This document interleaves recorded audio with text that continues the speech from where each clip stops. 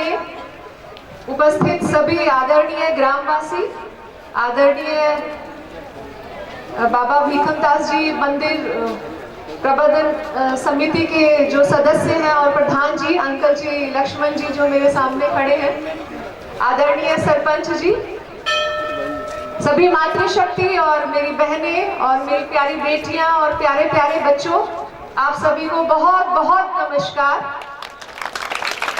और मुझे आज यहाँ निमंत्रित करने के लिए, मुझे यहाँ बुलाने के लिए आप सभी का बहुत बहुत हार्दिक धन्यवाद। मैं दिल से धन्यवाद करती हूँ, क्योंकि यहाँ आकर के मुझे जो अपनेपन का, मुझे लगता है जैसे मैं इस गांव की बेटी हूँ, जैसे मैं आपकी अपनी हूँ। मुझे वो एहसास होता है पिछले 12 सालों से मैं कितनी बिजी क्यों ना हूँ।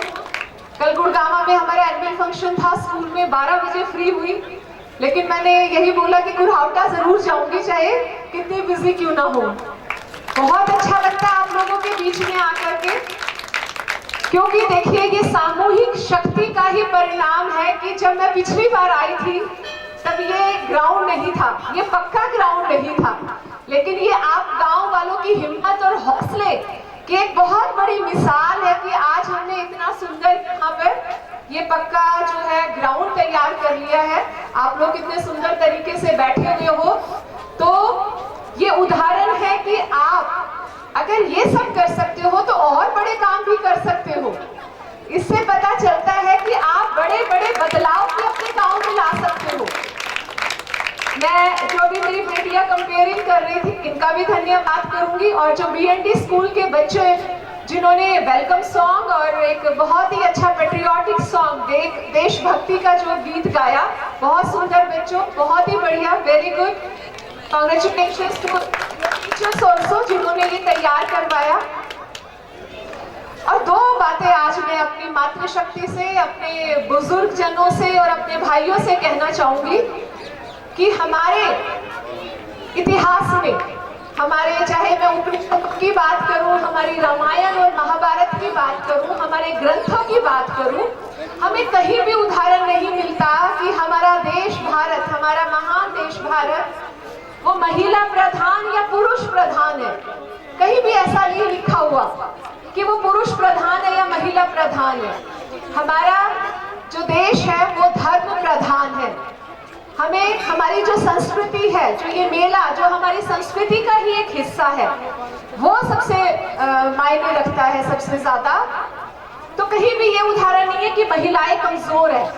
अगर हम पीछे इतिहास में जाएं, आज से 4-5 हजार साल पहले भी आपने देखा, जब भगवान राम को वनवास, माता सीता को जब वनवास मिला था और भगवान राम को एक यज्ञ करना पड़ा और सीता जी वहां पर नहीं उपस्थित थी, तो उन्होंने उनकी मूर्ति रखवा करके यज्ञ कराया।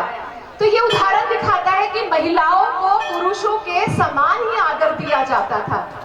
कभी भी बेटियों का आदर, हम जब कन्या पूजन करते हैं, जब हम नए भवन का प्रवेश करते हैं, अभी आदरणीय मोदी जी ने संसद भवन का जब उद्घाटन किया, तो उन्होंने नारी वंदन शक्ति विधेयक पेश किया। वो विधेयक बिल्कुल इस तरह से था जैसे जब नया मकान बनाते हैं और कन्याओं को पूछते हैं, वो विधेयक भी बिल्कुल उसी तरह से था। तो कहीं भी हमें उदाहरण नहीं मिलता कि हमारी बेटियां किसी क्षेत्र में पीछे हैं। आप कहीं भी लगा लीजिए, आज के दिन भी और पिछले भी, झांसी की रानी लक्ष्मीबाई जी रही, जो सावित्री जो रही, उन्होंने कैसे अपने पति के प्राण जो है यमराज से वापस जो है लिए। इसी तरह सावित्री बाई फुले जी रही, जो पहली महिला अध्यापिका रही और महिलाओं के लिए उन्होंने बहुत सारे काम किए। मैं ये बात कहना चाहती हूँ कि किन्हीं किताबों में नहीं लिखा हुआ कि महिलाएं कमजोर हैं। बस ये तो बीच में कुछ आक्रमणकारी आए, हमारे देश में आक्रमण जब हुआ, उन्होंने महिलाओं को गलत दृष्टि से देखना शुरू किया, तो ये पर्दा प्रथा, महिलाओं को अंदर रखना शुरू किया। लेकिन ये हमारे संस्कारों में नहीं था, हमारी किताबों में नहीं था, हमारे किसी उपनिषद में नहीं था। तो हमें यहाँ से ये बात सोचनी है, वापस से वो युग लेके आना है, वो राम राज्य लेकर के आना है, जब महिलाओं की और पुरुषों का समान अधिकार मिले। क्योंकि अगर हम चाहते हैं, अभी मोदी जी ने जो एक प्रण लिया है कि 2047 में हम अपने देश को एक विकसित राष्ट्र बनाएंगे। विकसित राष्ट्र बिल्कुल अमेरिका जो हम और चाइना जैसे बड़े देशों से भी हम आगे निकले, उसके लिए सभी बेटियों और बेटों को बराबर काम करना पड़ेगा। तो इसलिए आपसे हाथ जोड़ करके मेरी प्रार्थना है, अपनी बेटियों को शिक्षा से वंचित ना करें, उनको हायर एजुकेशन के लिए, आगे की पढ़ाई के लिए आप उनकी कंटिन्यू कराइए, जारी रखिए, पढ़ने दीजिए, उनके पंख मत काटिए। वो भी आपके बेटों के बराबर उड़ना चाहती है। आप मुझे ही देखिए, मैं पिछले 25 सालों से आपके पास में खातून गांव में भी काम कर रही हूँ, परिवार भी संभाल रही हूँ। बाबूजी ने आखिरी सांस में आखिरी जो खाना भी खाया वो मेरे हाथों का बना हुआ खाया, यानी कि पूरे परिवार को मैंने हमेशा साथ लेके मैं चली हूँ। तो जब मैं एक लड़की होकर के ये सारे काम कर सकती हूँ, तो हमारी ये बेटियां भी सारे काम कर सकती हैं। बस जरूरत है कि इनके लिए हम उनको रास्ते खोलें, हमको इसके लिए रास्ते बनाएं कि आप वो सब काम कर सकती हो जब बेटे कर सकते हैं। और आपने देखा भी होगा, जब माँ बाप को कोई तकलीफ होती है ना, सबसे पहले दर्द बेटी को होता है। वो खाना भी खा रही होगी, अगर आप